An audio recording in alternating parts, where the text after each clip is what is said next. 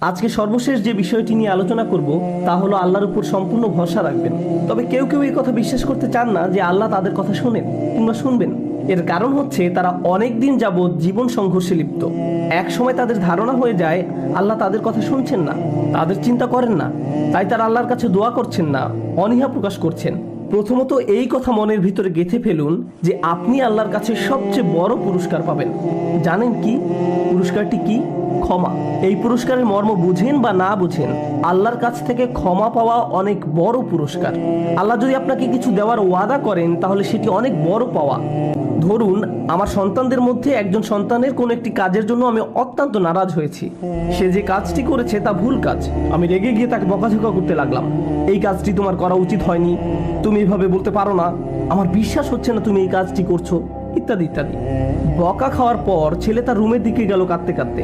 ঘরে বসে সে আমার জন্য সুন্দর একটি কার্ড বানালো আর লিখলো, আব্বা আমি তোমাকে ভালোবাসি। বানানোর পর কি মনে হয় কার্ডটি কি সে আমাকে দিয়েছে? না, সে কার্ডটি দুমড়ে মুচড়ে ডাস্টবিনে ফেলে দিতে চায়। এ সময় তার আরেক ভাই দেখে ফেলে আর তাকে জিজ্ঞাসা করে, কার্ডটি তুমি আব্বাকে দাওনি কেন, ফেলে দিচ্ছ কেন? তখন সে উত্তর দেয়, আব্বা আমার উপর এত রাগ করে আছেন যে তিনি খুশি হবেন না কার্ডটি দেখে, তিনি আমাকে আর ভালোবাসেন না। আমি যদি তার এই অনুভূতি সম্পর্কে জানতাম তাহলে কি করতাম? রাগান্বিত হয়ে বলতাম যে হ্যাঁ তুমি কার্ড ফেলে দাও, ভালো করেছো? না, আমি চোখের পানি ছেড়ে দিয়ে বলবো, তুমি এই কথা কেন মনে আনলে যে আমি তোমাকে ভালোবাসি না? হ্যাঁ তুমি ভুল করেছো, তুমি খারাপ কাজ করেছো, কিন্তু তুমি তো আমার আদরের সন্তান। তুমি হাজার ভুল কাজ করলেও আমি তোমাকে ভালোবাসি এবং ভালোবাসবো। আমি রাগ করলেও তোমার প্রতি আমার ভালোবাসা কমে যাবে না। ডাস্টবিন থেকে কার্ডটি নিয়ে সযত্নে রেখে দিব, কারণ আমি আমার সন্তানকে ভালোবাসি যদিও তারা ভুল কাজ করে থাকে আর আমাকে রাগান্বিত করে। এই হচ্ছে আমার আর আমার সন্তানের মধ্যে সম্পর্ক। এবার বলবো আমার আর আল্লাহর মধ্যে সম্পর্ক। আমিও তো আল্লাহর কোনো কাজ ঠিকমতো করি না, তালগোল পাকিয়ে ফেলি, এতে আল্লাহ রাগান্বিত হন।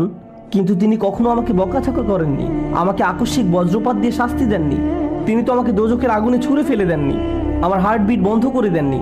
আমি যখন মিথ্যা বলছি কখনোই আমাকে শাস্তিস্বরূপ জবান বন্ধ করে দেননি। আমি যখন হাত দিয়ে হারাম কিছু খেয়েছি আল্লাহ আমার হাত অচল করে দেননি। আমি যখন চোখ দিয়ে হারাম কিছু দেখছি আল্লাহ আমাকে অন্ধ করে দেননি। আল্লাহ ক্রমাগত তার রহমত দিয়েই যাচ্ছেন, আর আমি রহমত পাওয়ার পরও বলে যাচ্ছি আল্লাহ আমাকে আর ভালোবাসেন না। তিনি আমাকে ভালোবাসতেন, কিন্তু এখন যেহেতু আমি খারাপ হয়ে গিয়েছি ভালোবাসাটা আর নেই, তাই আল্লাহর কাছে দোয়া করার কোনো কারণ খুঁজে পাচ্ছি না।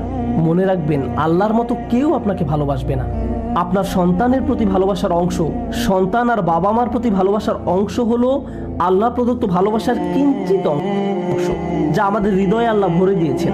আপনি কাউকে ভালোবাসা প্রদর্শন করতে পারেন না, আপনার সন্তানের প্রতি ভালোবাসার বহিঃপ্রকাশ আল্লাহর কারণেই হয়েছে। এটি আল্লাহর পুরস্কার।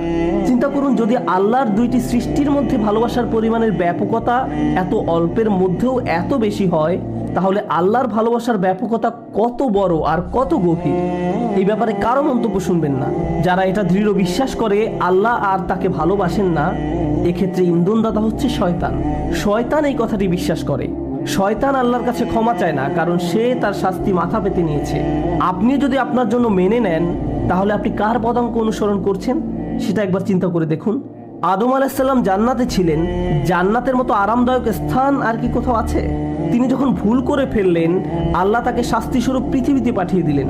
তিনি যদি বিশ্বাস করতেন যে আমাকে এত বড় শাস্তি দেওয়া হলো, আল্লাহ আমার উপর এত নারাজ যে পৃথিবীতেই পাঠিয়ে দিয়েছেন, আমি আল্লাহর সাথে আর কোন মুখে কথা বলবো? আমি তো আল্লাহকে অনেক নিরাশ করেছি। কিন্তু না, আল্লাহ তাকে তার বিশ্বাস দৃঢ় করার জন্য একটি খাস দোয়া শিখিয়ে দিয়েছেন, রব্বানা যালামনা আনফুসানা ওয়া ইল্লাম তাগফির লানা ওয়া তারহামনা লানাকুনান্না মিনাল খাসিরিন।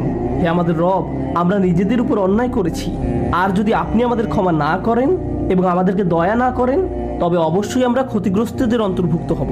আপনার অবস্থা যে কোনো সময় পরিবর্তন হতে পারে, আপনি অতি উত্তম অবস্থা হতে খারাপ অবস্থানে আসতে পারেন। জান্নাত আর দুনিয়ার সাথে কি কোনো দিক থেকে তুলনা করা সম্ভব? আদম আলাইহিস সালাম দুনিয়াতে আসার পরও আল্লাহর খুব সন্নিকটে ছিলেন, কারণ তিনি আল্লাহর কাছে সব সময় দোয়ায় লিপ্ত ছিলেন। দোয়ার উপর কখনোই বিশ্বাস হারাবেন না। আল্লাহ নিজেই বলছেন, উজিবু দাওয়াতাদ দাঈ ইযা দাআন। আমি আহ্বানকারী ডাকে সাড়া দেই যখন সে আমাকে ডাকে। এটা আল্লাহর ওয়াদা। আপনি যখন দোয়া করবেন আপনার প্রথম দোয়া হওয়া উচিত আল্লাহর কাছে ক্ষমা প্রার্থনা। এমন উদাহরণও আছে যে একটি জাতি চরম পাপ কাজে নিমজ্জিত, এবং সেই জাতির ধ্বংস করে দেওয়া অনিবার্য সত্ত্বেও আল্লাহ সেই জাতিকে ধ্বংস করছেন না, কারণ সেই জাতির মধ্যে এখনো কিছু লোক আছে যারা প্রতিদিন আল্লাহর কাছে ক্ষমা প্রার্থনা করছে।